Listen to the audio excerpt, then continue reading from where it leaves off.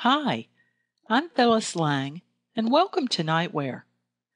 This series of videos demonstrates the Advanced Deep Sky document, perhaps the heart and soul of Deep Sky Planner 4. This demonstration is being done on a laptop computer running Vista Home Premium 32-bit edition.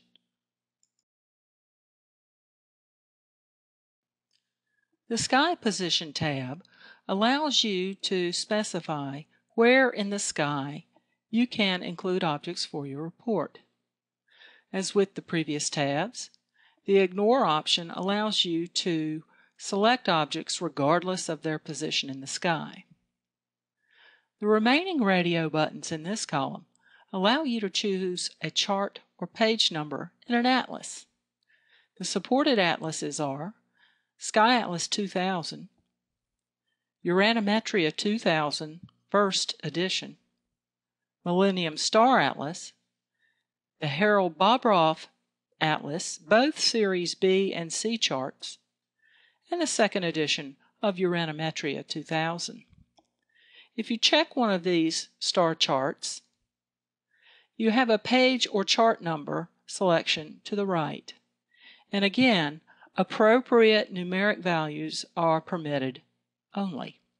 So for example, on Sky Atlas 2000, I know that that atlas ends at page 26. So if I try to enter a page number out of range, it is automatically corrected. Perhaps you'd prefer to select objects by their horizontal position in the sky. That means the altitude and azimuth for a particular instant for which the report is calculated. Again, the date and time used for ephemeral calculations is specified on the Ephemeris Date tab. If you want to filter your report by horizontal position, select, and again we have some range values. The altitude value is a lowest angle and a highest angular value. Obviously, highest stops at 90 degrees.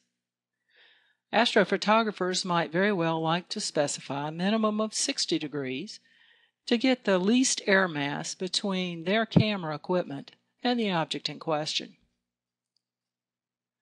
Azimuth can be specified between a leftmost endpoint and a rightmost endpoint so that you can wrap around due north or due south depending on how your preferences are set for azimuth interpretation.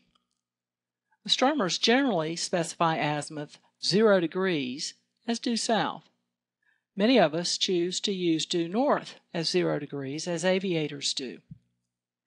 For this example, I have azimuth set 0 degrees equal to due north.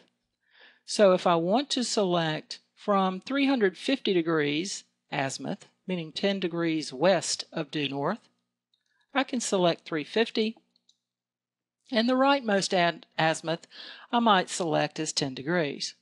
Of course, you might like to select these endpoints if there's an obstruction in the way of that horizon. The final choice on the Sky Position tab would be the Equatorial Position selector. By choosing this radio button, you can enter an equatorial position in right ascension and declination to be included in the report, and a radial distance from that particular point in the sky. This is very useful to visual and imaging observers for finding objects within a particular field of view. You can either type in the right ascension and declination values, or you can interrogate your go-to telescope if one is connected. At this example, we don't have one connected. Or you can look up another object in the database using this form. Once you have either retrieved the telescope pointing position or looked up data from the catalog and populated these values, you can specify a radius that might correspond to your eyepiece or your telescope imaging system field of view. All objects within that radius of this particular equatorial position will be included on the report. The Sort By tab allows you to reorder your report by any number of available sorting options. If you want to leave your report unsorted, you should leave the Ignore checkbox selected. If you want to sort your report, you need to deselect Ignore and choose from the available sort options and place them into the active sort options list. In this case, we're sorting only by object number. If you'd like to put additional sorting options into the active list, you can do so by dragging and dropping, or double-clicking an item, or you can select an item and use the right arrow button to append it to the active sort options list. If you want to remove items from the active sort items list, you can double-click an item, or you can select an item and choose the left arrow button.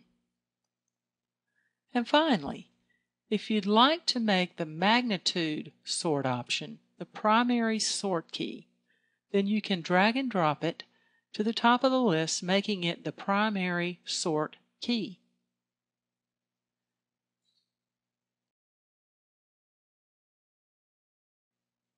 This wraps up the discussion of the sky position and sort by tabs in the Advanced Deep Sky document. Please stay tuned for further videos explaining the rest of the tabs and how to use the Deep Sky report. Thanks for watching.